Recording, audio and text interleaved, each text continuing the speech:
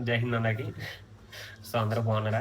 అందరూ బానే ఉన్నారనుకుంటున్నాను. సో, నేనే కొంచెం వీడియోస్‌లో కనిపించైతే ఆల్మోస్ట్ 1 మంత్ పైనే అయిపోతుంది. దయచేసి ఎవరు కోప్పడొద్దు. మనకి ఒక లక్షల్లో, వేల్లో కాకపోయినా ఒక 10, 20 మెంబర్స్ అయితే మనకు కూడా ఉన్నారనమాట. మన వీడియోస్ కోసం చూసేవాళ్ళు. సో, వాళ్ళ కోసం ఈ వీడియో అనమాట. చాలా అప్డేట్స్ అయితే వచ్చాయి. ఎస్ఎస్‌సి కోసం ఆర్‌టీఐ అయితే రిప్లై ఇచ్చింది. నెక్స్ట్ మనకి ఈ ఓపెన్ ర్యాలీ అయితే ఉంది. TA rally, next year Agnipath కూడా ఎగ్జామ్ డేట్స్ అయితే రిజల్ట్ కూడా వచ్చేసింది. సో, ఇప్పుడు అందరికీ మెయిన్ ఏమేంటి రన్నింగ్ అనమాట. సో, ఆర్‌టీఐ రిప్లై కోసం, నెక్స్ట్ వచ్చేసి ఆర్మీ ర్యాలీ కోసం, నెక్స్ట్ టీఏ ర్యాలీ కోసం నాకు తెలిసిన ఇన్ఫర్మేషన్ అయితే నేను మీకు చెప్తాను.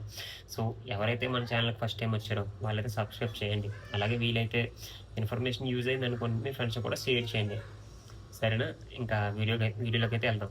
నేనైతే మీకు డే 1 చెప్పాను కదా! ఏం చెప్పాను? అప్లికేషన్ పెట్టిన ప్రతి ఒక్కడు కూడా ఎగ్జామ్‌కి రాడు. అది ఫస్ట్ పాయింట్. సెకండ్ పాయింట్ ఏంటి? ఎగ్జామ్ పాస్ అయిన ప్రతి ఒక్కరు కూడా గ్రౌండ్‌కి రారు. అది సెకండ్ పాయింట్. సో, ఇదే ఆర్‌టీఐ కూడా ఇదే రిప్లై ఇచ్చిందనమాట. 48 లక్షల అప్లికేషన్లు వస్తే అందులో 21 లక్షల మంది మాత్రమే ఎగ్జామ్‌కి అయితే అటెండ్ అయ్యారని చెప్పి. సో, నెక్స్ట్ కూడా ఇదే రిపీట్ అవుద్ది. గ్రౌండ్ విషయంలో కూడా. మీకు రోజుకొచ్చేసి గ్రౌండ్‌కి 100 మంది పిలుస్తారు. కానీ అటెండ్ అయ్యేది 40, 50, 60. అంటే ఒక్క రోజుకొచ్చేసి 40 మందిని తీసేయి. అలాంటివి చూడండి 21 లక్షల అప్లికేషన్లు ఎంతమంది గ్రౌండ్‌కి రారో. సో, మీరైతే కాంపిటీషన్ చూసైతే భయపడొద్దనమాట. 100% ఎవరైతే 70, 80 స్కోర్ చేశారో మ్యాక్సిమం వాళ్ళందరూ కూడా జాబ్ వచ్చే ఛాన్స్ ఉందనమాట. సో, ఆర్‌టీఐ కోసం అయితే క్లారిటీ వచ్చిందనుకుంటున్నాను. సో, నెక్స్ట్ వచ్చేసి ఏంటంటే మనకి ఇంకొక అప్డేట్ కూడా వచ్చింది. చూసే ఉంటారు. చాలామంది చెప్తున్నారు కదా! ఏంటంటే మనకి టీఈటీ నెక్స్ట్ లిస్ట్ వచ్చేసి ఒక జూలై ఎండ్‌లో గాని, ఆగస్ట్ మిడ్‌లో గాని ఇస్తానని చెప్పారన్నమాట. మీరు ఒకటి గుర్తుపెట్టుకోండి. మీకు దొరికిన టైంలోనే రన్నింగ్ అయితే ప్రాక్టీస్ చేయండి. వన్స్ మీకు రిజల్ట్ వచ్చిందనుకోండి చాలా త్వరగా పెట్టేస్తారు రన్నింగ్. సో, మీరు ఏదైతే ప్రాక్టీస్ ఉందో అది ఇప్పుడే హార్డ్‌గా ప్రాక్టీస్ చేయండనమాట. సో, ఎస్ఎస్‌సి అగ్నిపథ్ ఉంది. అగ్నిపథ్ రిజల్ట్ వచ్చే వరకే వాళ్ళకి రన్నింగ్ టైం. వన్స్ ఒకసారి రిజల్ట్ వచ్చిందనుకోండి మాక్సిమం 15 డేస్. అంతకన్నా వాడు ఎక్కువ టైం తీసుకోడు. 100% తీసుకోడు. ఎందుకంటే లాస్ట్ టైమ్ రిజల్ట్ వచ్చిన 14 రోజులకే పెట్టేసాడు గ్రౌండ్. చాలామంది ఏంటంటే మేము పాస్ అవ్వమా అన్న భ్రమలో ఉండి రన్నింగ్ ప్రాక్టీస్ చేయరన్నమాట. సరే రిజల్ట్ వచ్చాక చేద్దాంలే అని ఆలోచిస్తారు చాలామంది.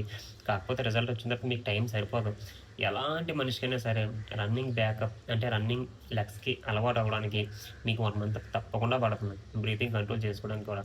ఎంత రన్నర్ అయినా సరే బ్యాకప్ ఇవ్వాలంటేని. సో, ఎవరైనా సరే నేను చెప్పేది ఏంటంటే రిజల్ట్ కోసం వెయిట్ చేయొద్దు. ఇప్పుడు కూడా చాలా మెసేజ్ చేస్తారన్నమాట. అన్నయ్య నాకు ఈడబ్ల్యూఎస్‌ని ఇన్ని మార్కులొచ్చాయి, యూఆర్‌ని మార్కులొచ్చాయి, ఓబీసీని మార్కులొచ్చాయి అని చెప్పేసి.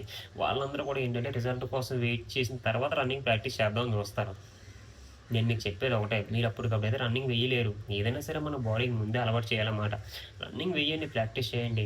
కానీ వన్స్ రిజల్ట్‌లో మీ పేరు లేకపోయిందనుకోండి, అప్పుడు ఆపేయండి. అప్పుడు నెక్స్ట్ గురించి ఆలోచించండి. ప్రస్తుతం అయితే చూసారు కదా! కాంపిటీషన్ తగ్గింది. సో, నేను చెప్పొచ్చేదేంటంటే మినిమమ్ 70 మార్క్స్ ఎవరైతే చేశారో ఏ కేటగిరీ అయినా సరే రన్నింగ్ అయితే ప్రాక్టీస్ చేయండి. హార్డ్‌గా ప్రాక్టీస్ చేయండి.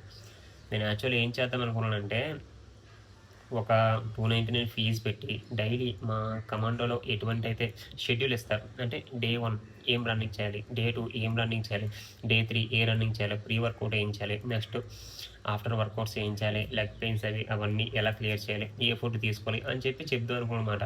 మెయిన్ మనీ పర్పస్ కాదు. 299 అనేది దేనికంటే సీరియస్‌నెస్ అనమాట. ఇప్పుడు సరదాగా వీడియో చేసామనుకోండి దానికి రియాక్ట్ అయ్యేవాళ్ళు తక్కువ. రియాక్ట్ అవుతారు కానీ తక్కువ. వన్స్ ఒకసారి ఫీజ్ అనే కాన్సెప్ట్ కనుక పెట్టామనుకోండి సీరియస్‌నెస్ అనమాట. అంటే మీరు నన్ను క్వెషన్ చేయొచ్చు. అదొక ఆప్షన్ ఉంది.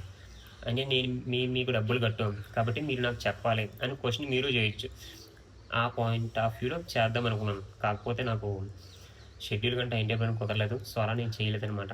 కానీ మీ రెస్పాన్స్ కనుక ఎక్కువ ఉందనుకోండి డబ్బులు మ్యాటర్ కాదు. నేను చెప్తాను. ఏం ప్రాబ్లమ్ లేదనమాట. సో, అలా వదిలేయండి. సో, నెక్స్ట్ మ్యాక్సిమం ఒక 20 డేస్ అంతే లిస్ట్ అయితే వచ్చేస్తుంది. మీ నేమ్ అయితే ప్రతి ఒక్క నేమ్ కూడా ఉంటుందని నేను అనుకుంటున్నాను. ఎవరైతే 50 బిలో కాకుండా 50 పైన 60 పైన ఉంటే తప్పకుండా వాళ్ళ నేమ్ అయితే ఉంటుంది అనుకుంటున్నాను. సో, ఇది వచ్చేసి మన ఎస్ఎస్‌జీడీ కోసం అనమాట. సో, నెక్స్ట్ వచ్చేసి అగ్నిపథ్. అగ్నిపథ్ గురించి కూడా నేను ముందే చెప్పాను. 10th క్లాస్ ఎగ్జామ్ ఎవరైతే మినిమమ్ అటెంప్ట్ చేస్తారో ఎలాంటి క్వశ్చన్లు అడుగుతారు అగ్నిపథ్‌లో మరీ అంత కష్టమా? మరీ అంత కష్టమైతే కాదు కదా! ఎస్ఎస్‌సి, జీడీకి ప్రిపేర్ అయిన వాళ్ళు ఎవరైనా సరే అగ్నిపథ్ కళ్ళు మూసుకొని పాస్ అవుతారనమాట. జస్ట్ అంటే ఎస్ఎస్సి జీడీతో ఎందుకు కంపేర్ చేశాను అంటే మిగిలిన అన్ని ఎగ్జామ్స్తో పోలిస్తే ఎస్ఎస్సి జీడీ అనేది మన బేసిక్ లెవెల్ ఎగ్జామ్ అనమాట, 10th లెవెల్ ఎగ్జామ్.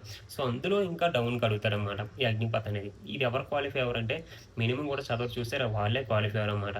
బేసిక్ ఎవరైతే చదువుకొని వెళ్తారో 50 బిట్స్కి ఒక 30-40 అన్నీ అటెంప్ట్ చేసేస్తే పర్లేదు, ఆటోమేటిక్ క్వాలిఫై అయిపోతారు.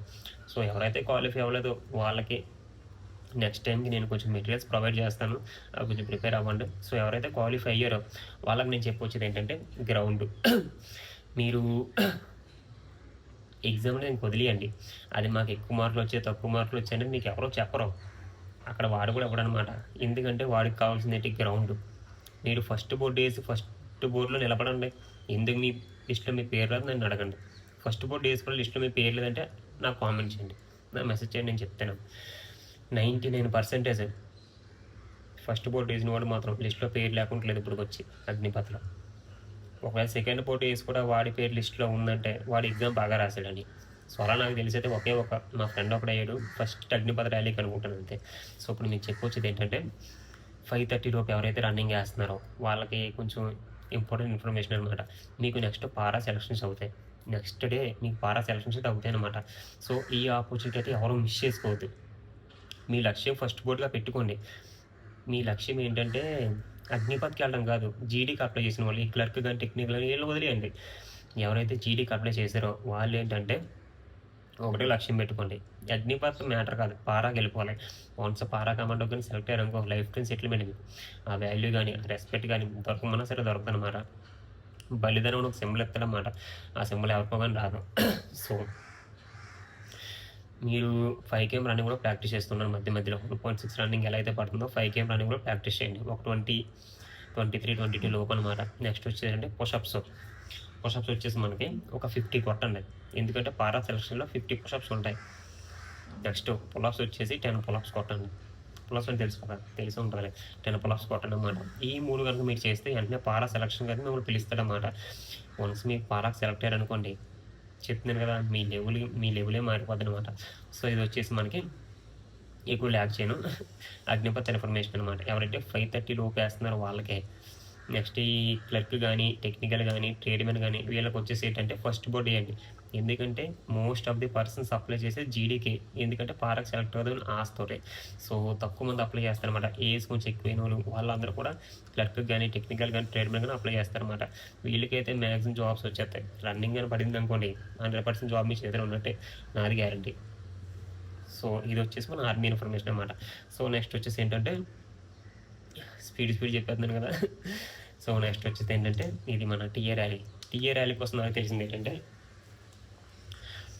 లాస్ట్ టైం టీఏ ర్యాలీ అక్కడ మన హవాల్గంలో ఎక్కడో జరిగిందనమాట.